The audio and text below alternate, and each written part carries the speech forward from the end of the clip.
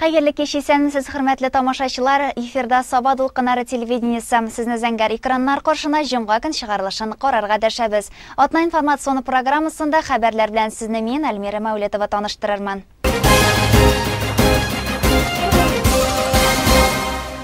17 май көнне Саба районыннан 12 теләшедән 3 егет ватанны сакларга армия сафларына китте. Тулырак Әлфия Мәбәрәкова материалында. Быелгы язгы чакырылышта Саба һәм Теләче районнары буенча хәрби комиссариаттан барлыгы 58 егет армия сафларына китә. Аларның 41-е Саба районына туры килсә, 17-се Теләче районыннан. Өченче көн хәрби комиссариаттан 15 егетне армия сафларына озату тантанасы булды. Шибәр һәм белемле, эшчән һәм булдыклы егетләрне озатканда без дә алар янында булдык. Әйдә егетләр, сезнең белән танышып китик әле. Синең исемең ничек? Илмир булам. Ә син? Мен Раил булам. Бүген армияга китәсез инде. Кәефләр ничек соң егетләр? Илмир. Бәт, Аллага шөкер, күтәренке кәефтә. Кая китәсегез билгелеме инде? Мәскәү якларына дип әйттеләр, Домодедовга. Бүген сине озатырга кемнәр килде? Апам килде, әтием килде. Туганнар, дуслар килде. Ә сине бүген кемнәр озата? Мине бүген әти озата, әни, апай, дуслар, туганнар. Яраткан кызлар бармысың? Шату йөргәне бар, ул бүген монда үсәбәтләре буенча килә алмады. Шулы инде. Туган якларда исән-сау торсыннар, без кайтырбыз Алла бирсә әйләнеп.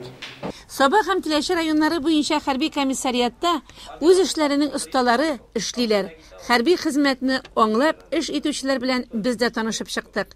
Рауия Фаттахова мәсәлән, 40 елга якын инде гражданнарны хәрби хезмәткә чакыру һәм хәзерләү буенча бүлек начальнигы. Узак еллар эшләү дәверендә күпме егетләрне армия сафларына озаткандыр ул. Һәм армиядә булган егетләр Рауия апалары янына һәрвакыт яратып, сагынып киләләр. Айгөл Ганиева, Гөлнара Маниховалар хәрби хезмәткә чакырылучылар белән һәрвакыт элемтәдә торалар. Аларның документларын әзерләү, егетләрнең тормыш көн күрешен барлау өчен җан аталар. Солдат ул һәрвакыт сәламәт тә булырга тиеш. Хәрби учетка басып армияга барып кайтканчы һәр егетнең сәламәтлеге ныклы контрольдә тора. Фельдшер Илхамия Сагитова исә һәр егетнең сәламәтлеген кайгыртып яши. Армияга чакырылучылар белән Рөстәм Галимҗанов әледән-әле элемтәдә. Ул алар белән әңгәмәләр кора, туган илне, туган җирне яратырлык гражданнарны тәрбияләү өчен зур тырышлык куя ул. Айнур Шәхметов, Сабадан булам. Зарипов Ринат, шулай ук Сабадан. Шакуров Азат, шулай ук Сабадан. Ничек соң менә бүген армияга китеп барасыз? Әйбәт. Кемнәр озата килде сине? Әтияне, туганнар, дуслар. Армияга теләп китәсеңме? Әйе. Ә синең хәлләр? Әйбәт. Аллага шөкер, менә барып кайтырга булдык. Исән-сау әйләнеп кайтса әйбәт булыр инде. Егетләрне армия сафларына озатырга Саба муниципаль районы башкарма комитеты җитәкчесе Рауил Мәбәрәк улы Гасимов та килгән иде. Армияга китү бит инде ул элегелектән калган сүрәннәр уздырып, дусларны, туганнарны армия сафларына озатып, аларны көтеп алып, хат язышып каршы алу юлалары дип әйтсәк тә була моны. Әле генә бөек җиңүнең 72 еллыгын үткәрдек. Барлык китәсе призывникларыбыз да анда килгәннәр иде. Анда да мин әйтеп үткәләдем, шушы яшьтәге җегетләр, хәтта кызлар илебезнең тынычлыгын, бәйсезлеген саклап, сугыш кырында 18-20 яшьлек егетләр сугышканнар, инде ул вакытта җитлеккән өлкән кеше булып саналганнар. Бүген генә без карыйбыз да, бу яшь балалар әле генә парт артыннан чыккан кебек. Аларның хисләре минем үземдә дә шушы хис, илне саклау дигән мәгънәне тирәнрәк аңлап китәргә кирәк. Шуңа күрә менә бүген озатырга килгәндә дә мин уйлап килдем. Анда бит инде барысы да озату хисләре күбесендә күп докладлар сөйләп торып булмый. Әкрен генә әйтәсем кирәк.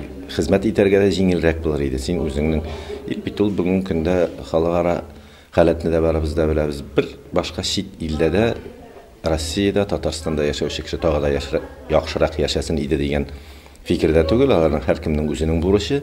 Без аңларга тиеш, үзебезнең туган илебез, туган үскән илебездән дә кадерлерәк урын юк. Ул синең туган авылың, уйнап үскән урамың, үзеңнең республикаң, үзеңнең илең. Менә шушы илне якларга барам мин. Кем өчендер анда военкомат өчен, татвоенкомат өчен или дәүләт өчен эш башкарырга барам дигән хис белә түгел, үземнең илемне, туганнарымны, әтиемне, әниемне сакларга, якларга барам дигән уй белән китсәләр, аларга хезмәт итәргә дә җиңелрәк булыр иде, үзләрен горуррак та хис итәрләр иде. Ике сүз белән генә булса да, бүген китәсе президентларга шушы фикерне җиткерәсем килә. Армияга китүче егетләрне гадәттә бөтен авыл озата. Әти яни туган тумача, кыз кыркы бар да яшерен генә күз яшен сөртә. Йөрәк тибешенең кайнарлыгын башкаларга күрсәтмәскә тырыша алар. Илләр имин булганда, нәкъ 1 елдан әлеге егетләребез туган якларга кайтыр.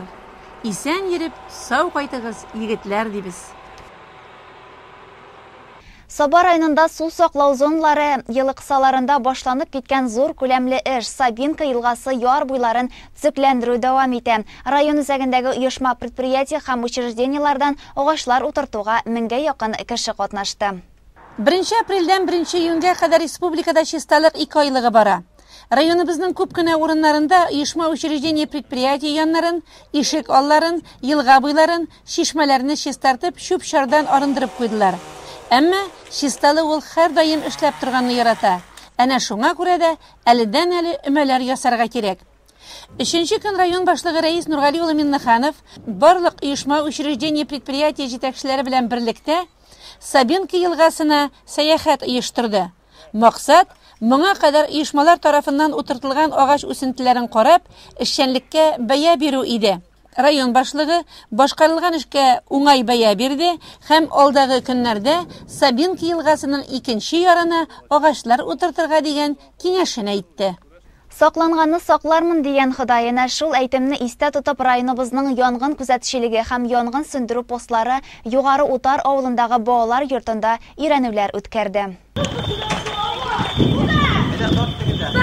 Балалар йортында янгын урта корпусның чорма янында чыган. Бу хәлне күргән интернат хезмәткәрләре тиз генә якындагы янгын сөндерү постына хәбәр итә һәм бу минутта урта корпуста булган 18 баланы эвакуацияләү эшенә керешә.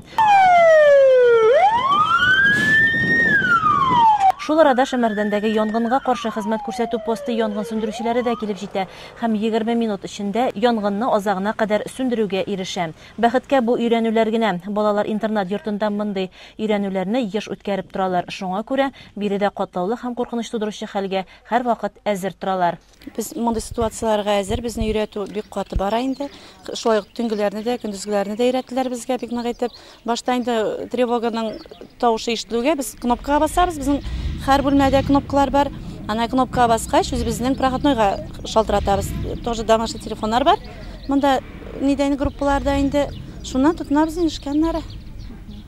Ярый, менә бүген балаларны сез кая күчердегез инде? Вакытлыча кая, нинди корпуска күчереп тордыгыз? Бүген без булай прачкага күчердек балаларны. Һәм шулай бүтән вакытларда безнең икенче корпуслар бар бит, ераграк торган корпусларга күчерәбез. Санитар кылып эшләгән дәвердә безнең анда булды тоже обучениелар инде, ул вакытта насылклар белән ташыйбыз. Анда балалар авырак бит инде безнең. Анда безнең күбесе аяклы балалар, ә лежачыда насылка белән таштырган балалар инде. Янгын тулысынча юкка чыгарылгач, Саба һәм Теләче районнары буенча янгынга каршы күзәтчелек бүлеге җитәкчесе Айнур Галимуллин һәм Шәмәрдән янгынга каршы хезмәт күрсәтү посты җитәкчесе Илфат Закиев интернат хезмәткәрләре белән профилактик аңлату эшләре дә алып барды. Янгын куркынычсызлыгы, янгын вакытында үзеңне тоту таләпләрен катгый үтәргә чакырды алар. Айнур Галимуллин сүзләренә караганда, 2017 елның шушы көненә район буенча 9 янгын очрагы теркәлгән. Тагын бер очрак ут чыгу белән бәйле. Шушы фаҗигаләрдә 2 кешенең гомере өзелгән. Бу инде безнең шушы объектларның соцзащита объектлары дип әйтик инде бигрәк тә куркыныч бит инде балалар даими рәвештә үткәрелеп бара инде.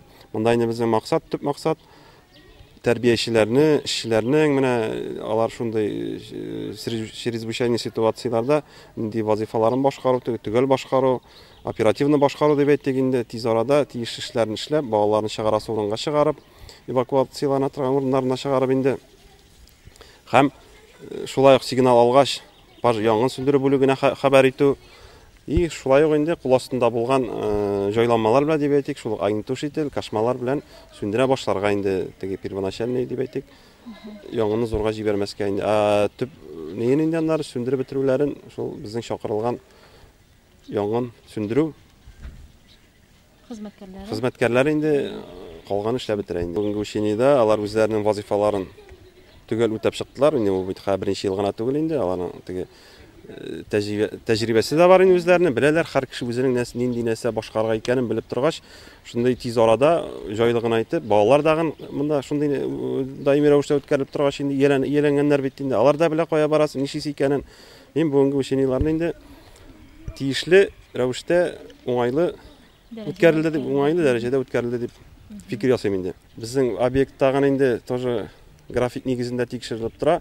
Менә соңгы елларда дип әйтик, бөтен тиешле таләпләргә китерелеп бетерелгән. Шулай ук менә бөтен җирдә су урыннары да бар инде. Хәбәр булса, пожарный сигнализация вакытында шул чыккан янгынны сизергә әзер инде, сизеп, янгын сүндерү бүлекләренә хәбәр итәргә автоматически үзе хәбәр итә инде, шул бөтен нәрсә исправный состояниедә, Аллага шөкер, эшләп торалар инде. Янгынга каршы күзәтчелек хезмәткәрләренең төп бурычы фаҗигаләрне булдырмый калу, кисәтү. Шуңа күрә дә һәрдаим халык белән эшли алар. Балкыш халыкка социаль ярдәм күрсәтү хезмәткәрләре белән берлектә Айнур Галимуллин авыр шартларда яшәүче, күп балалы гаиләләрдән, ялгыз яшәүче өлкән яшьтәге әби-бабайларда булып, янгын куркынычсызлыгы кагыйдәләре турында сөйли. Үзләре белән якыннан аралаша. Карактан кала уттан калмый диләр. Шулай ук кеше гомере дә бик кадерле. Ут, газ приборлары белән тиешле таләпләрне үтәп файдаланганда гына тыныч яшәүне тәэмин итеп була. Игътибарлы булсак иде. Саба сәләтле балалар мәктәбендә чираттагы халыкара фәнни-гамәли конференция үтте. Шарадан Әлфия Мөбәрәкова хәбәре. Фән һәм мәдәният, яңа караш, халыкара фәнни-гамәли конференция быел үзенең эшен 4нче тапкыр Кабат байлар сабасында үткәрде. Иң элек кунакларны Саба район мәдәният йортында каршы алдылар. Килгән фән белгечләре, студентлар һәм укучылар белән танышу шуннан башланды. Саба муниципаль районы башлыгы Рәис Нургали улы Миннеханов иң элек аларны район белән таныштырды. Әлеге конференциядә безнең районда үтүен һәм укучыларның анда күпләп катнашуына сөенүен белдерде. Сәләтле балалар мәктәп-интернаты базасында уздырылучы конференциядә барысы 175 укучы, 25 студент, 16 секцияга бүленеп эшләде. Конференция является плодом совместного творчества, совместной дружбы нашей замечательной Сабинским муниципальным районом, в первую очередь с Сабинской гимназией-интернатом для одаренных детей. Мы с удовольствием не первый раз отправляем сюда наши десанты из преподавателей, студентов. Только в феврале замечательно наши студенты-иностранцы, преподаватели провели 7 мастер-классов по самым разным языкам. Это был и мастер-класс по китайскому языку, по корейскому языку, по японскому, по арабскому, по турецкому, французскому, английскому языкам. И сегодня в рамках конференции состоится 3 замечательных мастер-класса по арабскому языку, по китайскому и по английскому, которые проводят, в частности, носители языка. Например, мы привезли с собой замечательного ученого, профессора университета короля Сауда из города Эр-Рияд, королевства Саудовской Аравии, госпожу Рейму Аль-Джарф. Она замечательно владеет целым рядом европейских языков, и, конечно, своим родным арабским. И мы уверены, что она научит школьников очень много интересным вещам, которые не сможет их научить никто другой. Ну и, конечно, мы очень рады тем откликам, которые проявляют в этой конференции учащиеся Республики Татарстан. Сегодня здесь представлены в 16 секциях более 175 работ учеников из 12 муниципальных районов нашей республики. Ну и авторитетный жюри, как мы надеемся, отберет самые лучшие работы, наградит. И участие в этой конференции будет незабываемым праздником, подарком для всех тех, кто написал работу, кто подготовился, кто приехал сюда и сегодня в торжественной обстановке представит свою работу на суд компетентного жюри. И мы желаем удачи всем тем, кто принимает участие. В любом случае, уже само участие – это уже большое достижение. Это как в Олимпийских играх. Главное не победа, главное участие. Конференция эшендә республикабыз районнары һәм шәһәрләреннән, шулай ук Бурятия республикасыннан, Ижевский шәһәреннән, Ираннан, Ирактан, Кытайдан, Пакистаннан, Корея, Англия, Канада, Тайваннан килгән укучылар да бар иде. Башлангыч сыйныфлар өчен Кытай дәресләре секциясендә без Казан дәүләт федераль университеты студенты Лю белән таныштык. Для них изучать китайский язык это необходимо и важно, потому что теперь между Россией и Китаем бывают очень хорошие отношения. И лучше узнать культуру двух сторон очень важно. Это как мы китайские студенты тоже необходимо изучать русский язык. Это тоже очень важно, чтобы лучше узнать русскую культуру. И это очень полезно для нас, для хорошего развития. Биредә шулай ук укытучылар эшендә секцияләр эшләде. Заман ресурсларын һәм материалларын халыкара стандартка күтәрү һәм олимпиадаларга әзерләү буенча секцияләрдә укытучылар үзләренә бик күп мәгълүматлар алдылар. Гарәп дәресе буенча мастер-классны алып баручы Сугуд Гарәбстаныннан килгән профессор Рейма Соба районы һәм Татарстан хакында үзенең фикерләрен җиткерде. Мин монда булуыма бик шатмын. Бигрәк тә менә балалар Саба районында гарәп телен өйрәнгәнгә бик шатмын. Шуңа күрә бигрәк тә гарәп телен өйрәнүгә, чөнки гарәп теле ул бит безнең Коръәннең теле. Өлкән сыйныф укучылары исә инглиз теле дәресендә Америкадан килгән Майкл белән бик иркен сөйләштеләр. Аңа үзләренең күп санлы сорауларын да бирделәр. Менә бүгенге конференция ул мәдәният һәм фән дип атала. Һәм минем карашымча шул кадәр дөрес куелган бу исем. Ни өчен дигән вакытта фән мәдәнияттан башка барлыкка килә алмый. Мәдәният әлбәттә инде шулай ук фәннең үсешен тәэмин итә. Ягъни шул кадәр алар бер-берсенә тыгыз бәйләнгән төшенчәләр һәм аларның тормыштагы вазифалары да әнә шуннан гыйбарәт. Ягъни бер-берсен баетудан, бер-берсен тулыландырудан, берсе икенчесенә үсеш өчен юл ача торган күренешләр алар. Менә әйтик, без Саба районында бу чараның, мондый конференцияның узуы һич кенә дә очраклы түгел. Әнә актлар залында, мәдәният йортында мин шундый уйлар кичереп утырдым. Чынлап та Саба һәм мәдәниятлы, һәм сәнгатьле, һәм шулар нигезендә әлбәттә инде фәннең үсешенә дә көчле бер стимул булырдай төбәк икән. Чынлап та менә төрле өлкәләрдән карасак, театр сәнгатендә СССРның халык артисты Шәүкәт Биктимиров, яки музыка өлкәсендә инде әлбәттә Хөснул Вәлиуллин, Аллаһияр Вәлиуллин, Фасил Әхмәтов һәм СССРның халык артисты, бөек композиторыбыз Рөстәм Яхинның да шушы төбәк белән бәйләнеше бар. Фән икән, менә безнең Әбрар абыебыз, Кәримуллин һәм башка бик күп мисаллар китерергә мөмкин. Менә шушы җирлектә Саба районы бүгендә әнә шул мәдәният, сәнгать өлкәсендә үрнәк булып яшәвен дәвам иттерә дип әйтер идем. Казан федераль университеты һәм химик технология университеты галимнәрен чакырдык. Авыл баласы өчен галим каршында чыгыш ясау, аның бәясен ишетү, аның юлламасын, фикерен һәм дөрес якка юнәлеш бирүен ишетү ул зур бәя, зур эш. Шуңа күрә менә бу конференцияны без шуңа да кирәкле дип табабыз укучылар өчен. Әлбәттә, аннары укучы бер эшне тирәнтен өйрәнеп, аны анализлап, бик күп әдәбият укып, аны чагыштырып, башкаларга аны аңлата икән. Димәк, ул бүтән ягына да тормышның, фәннең битараф карый алмый. Һәм шушы эзләнүен ул дәвам итә. Менә бу беренче фәнни эшләрнең әлбәттә шул кадәр зур ачышлар да ясалмыйдыр. Алар фән дөньясына беренче сүзләрен генә әйтәләр. Ләкин бу инде аларның ачышы, табышы, күзәтүе менә укучы өчен һәм без укытучылар өчен шуның белән кадерле. Конференция кысаларында үткәрелгән мастер-классларда, очрашуларда, күрешүләрдә районыбыз һәм республикабыз укучыларына күпме яңалыклар, күпме матур мизгелләр булды. Алар шит илләрдән килгән профессорлар, студентлар белән очраштылар, сөйләштеләр, дуслашып калдылар.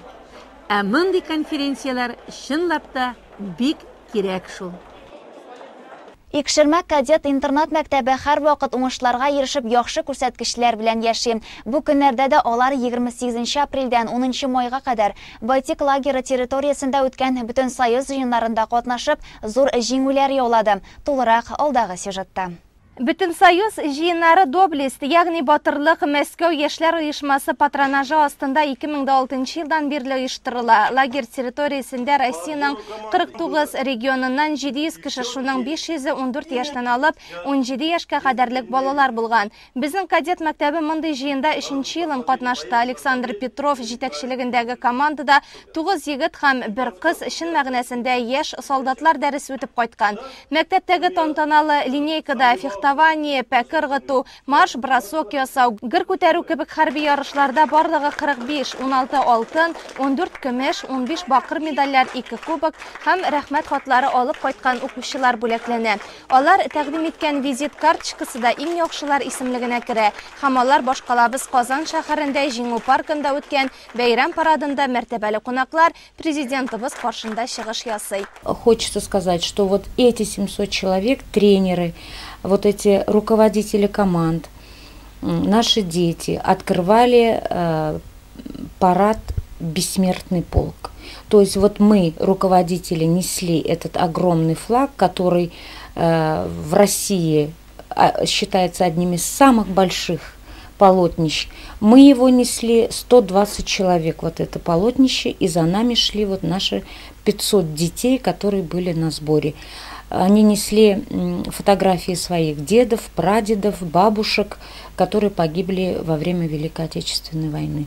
Мондый җыеннарның төп максаты Рәсәйнең барлык хәрби юнәлештә белем бирүче мәктәпләреннән килгән егет-кызларны берләштерү, хәрби уен ярышларда аларның көчен, мөмкинлекләрен сынап карау. Һәр взводка да бит төрле мәктәптән, төрле милләттән булган укучылар урнаштырылган. За время сборов на сборах побывали несколько воспитателей. Это Мустафин Ирик Ильнурович, Шарафиев Рифнур Накипович, Миясаров Марат Рависович. Они дежурили 2 дня с нашими детьми, а оставшиеся 6 дней была с ними я. Руководителем этой команды Александр Владимирович Петров. Огромное хочу выразить спасибо всем нашим тренерам, всем нашим воспитателям, всем нашим руководителям, директору школы Галиахметову Роберту Рашидовичу, потому что без его поддержки, без его напутствия наша команда бы и не смогла занять такое место. И, в общем-то, я хочу пожелать всем воспитателям, всем нашим кадетам в будущем попасть вот на такие соревнования, быть достойными членами, кадетами нашей школы, чтобы попасть на эти всесоюзные соревнования. И я думаю, что если каждый, проходящий через этот союз, он почувствует дух патриотизма, дух благодарности за свою страну, дух благородства за свою страну. Я думаю, из наших кадетов получатся замечательные граждане нашей великой России, нашего Татарстана, нашего края. Билгеле, һәр җиңүдә озак вакытка сузылган ныклы әзерлек, тырышлык ята. Бүләкләү тантанасында команданы оештыручы Александр Петров үзе катнаша алмаса да, аның тарафына бик күп мактау сүзләре яңгырады. Җиңү яулаган командага шулай ук Герой шәһәр Волгоградка 7 көнлек юллама тапшырылды.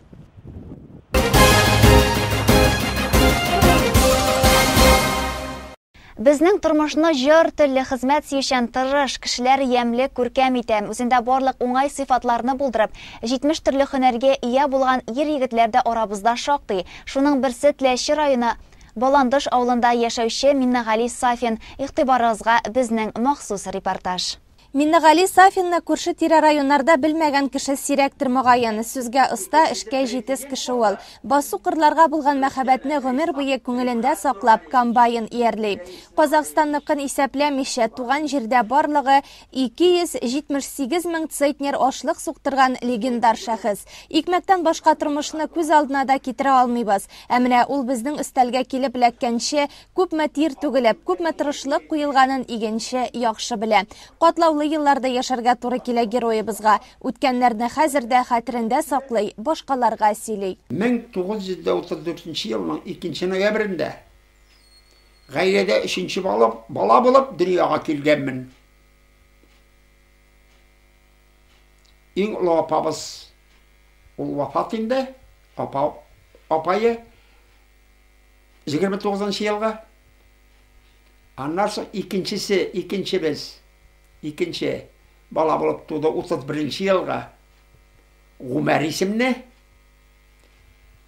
1934 жылдың 2 ноябрінде 3-ші бала болып, Ошмы Баландыш ауылында шушы мен көшкен кіші, мына жаңа негіз жеткіріп шыққан кіші, ана көршідегіне шул ғайреде дүнияға келгенмін.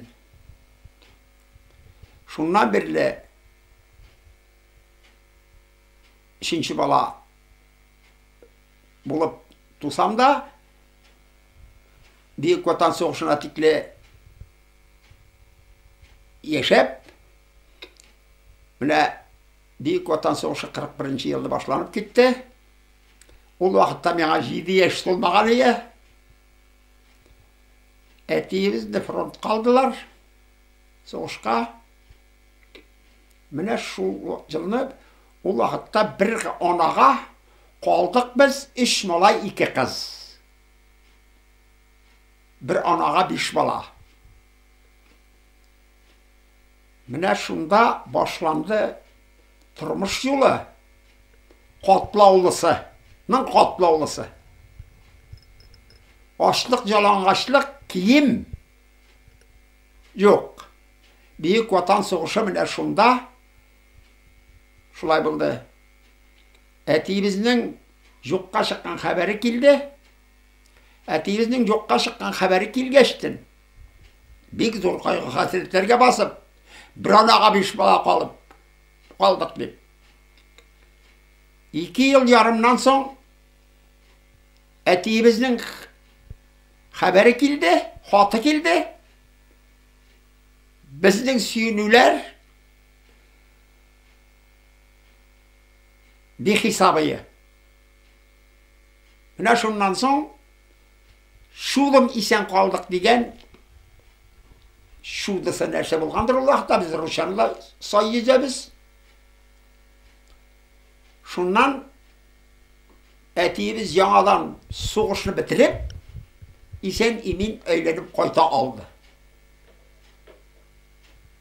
Әтейіміз қайтқанда меңа 9-10 яш, біздің индужы көңілдеріміз һәм зор шатлығымыз ішімізге сыймады.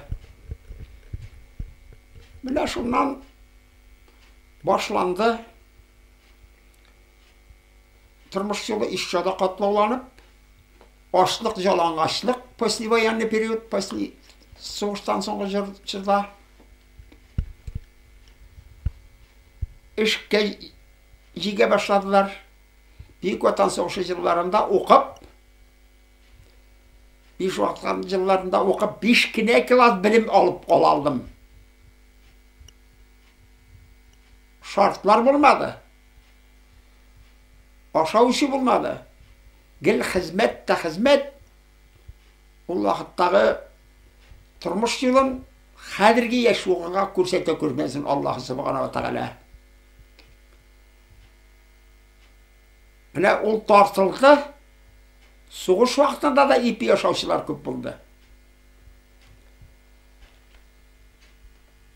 Аннан соң соғыштан соңғы жылдарда поступинкім ғана туйынды халық, туйынды. Ол созылды 60-шы жылдарға теклі. Ипини көрсек, ауылда сілегегіне қалыр, бізге кірмедері ипи. Нешек болмасын, ең башта ФЗУ деп аталадыр, фабрично-заводское училище деп. Шунда білім алырға насип болды.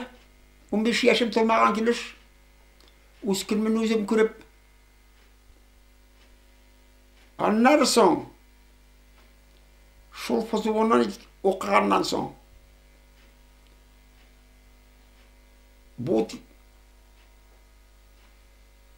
іш рабочий етіп шығардылар ФЗУ-ны бітіргеннен соң. Фабрично-заводское училищеде. Итік басушы слесарь токар һөнәрләренә өйрәттеләр анда. Менә шуннан соң тагы Сафи Миннегалинең туды теләге механизаторлыкка укырга. 1954 елны поднятие селенных и залежных земель Казахстанда ұзақ жыллар эшкәртүсез нисез яткан җирләрне үзләштереп, тын яткан җирләрне күтәрү дип атала инде татарчасы. Поднятие селенных и залежных земель дип атала русчасы. Менә шунда Сафи Миннегалинең башына уй фикер туып, шунда Казахстанга жол тотты. Потому что профессиям килә авыл хуҗалыгы буенча механизатор. Казахстанда 54 елны барып төшкәч, Казахстанда тупладылар. Анда Литва, Эстониядан да бары кешеләр. Анда бөтен Советтар Союзы, элекеге Советтар Союзы күләмендә бу чакыру, шул чакыру буенча барылды минем дәген.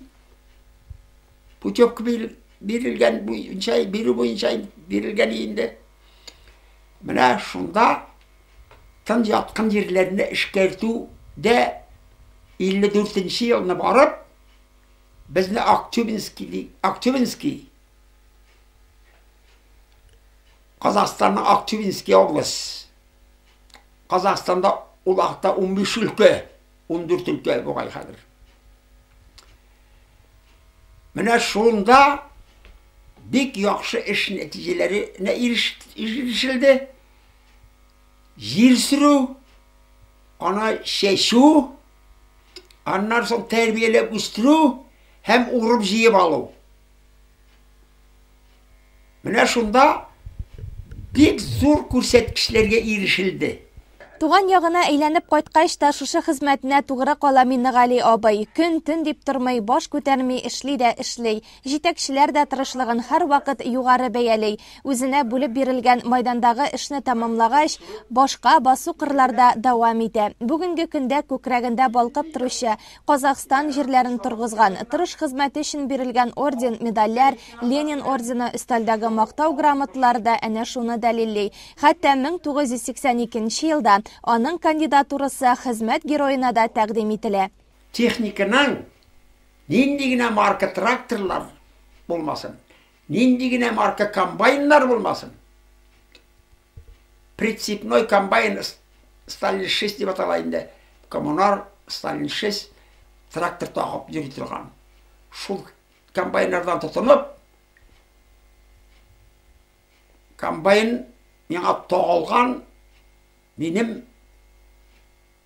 үземнең хуҗалыгымда нәкъшетлектер тоттым, эшләдем һәм зур нәтиҗәләргә ирешергә Ходай Тәгалә кушты. Комбайннарына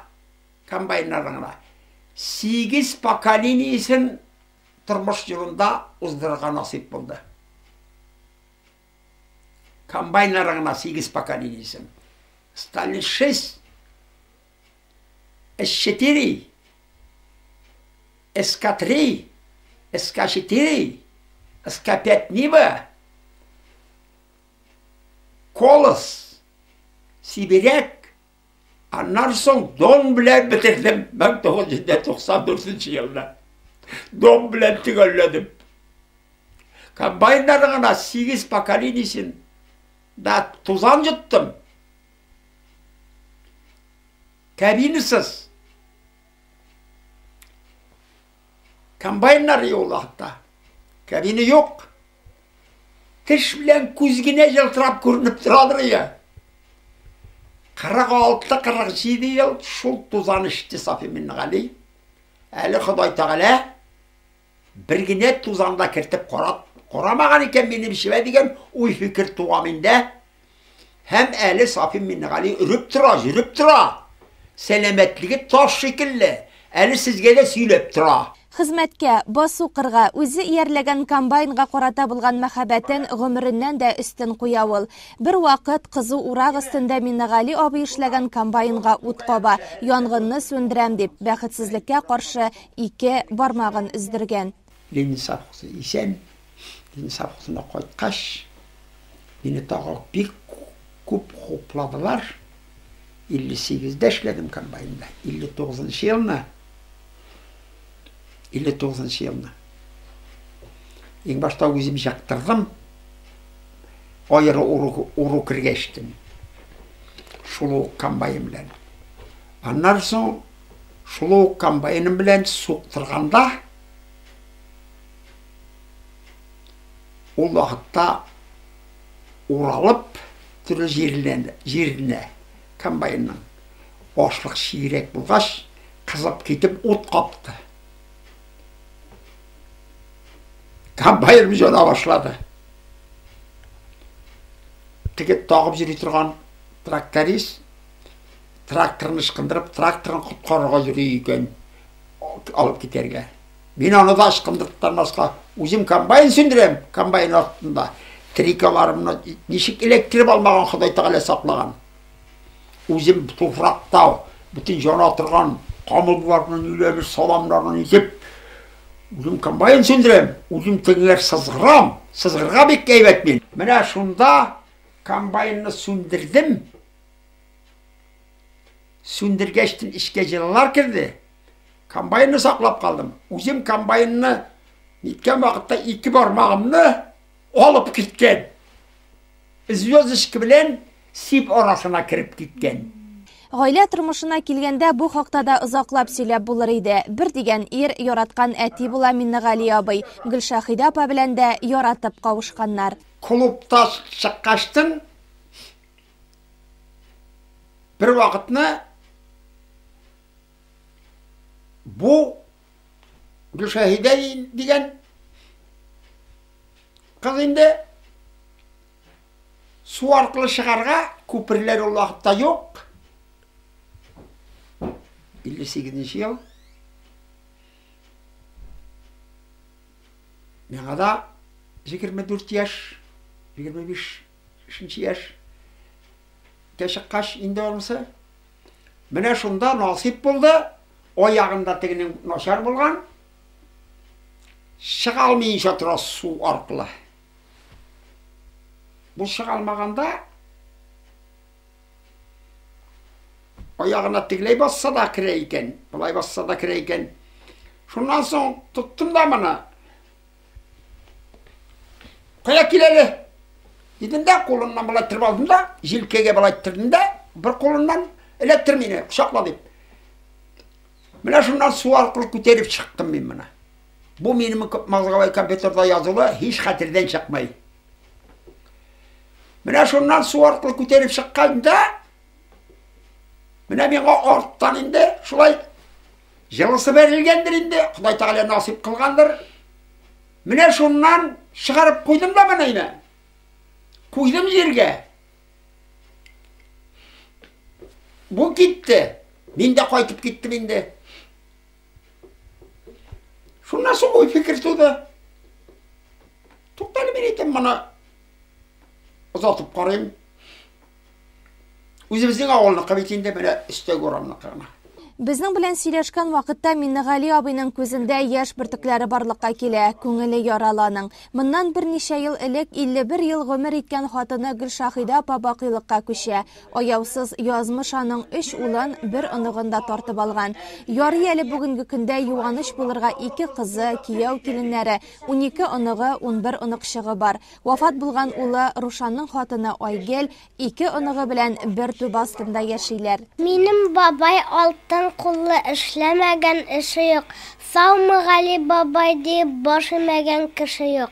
Миннегали абый балта остасы да, тәрәзәләр, ишекләр ясау, башка төрле агач эшләрен башкару дисеңме, буларны эшләгәндә заманында кулыннан утлар уйнаткан. Әгәр монда уйнаганын озаклап тыңларга була.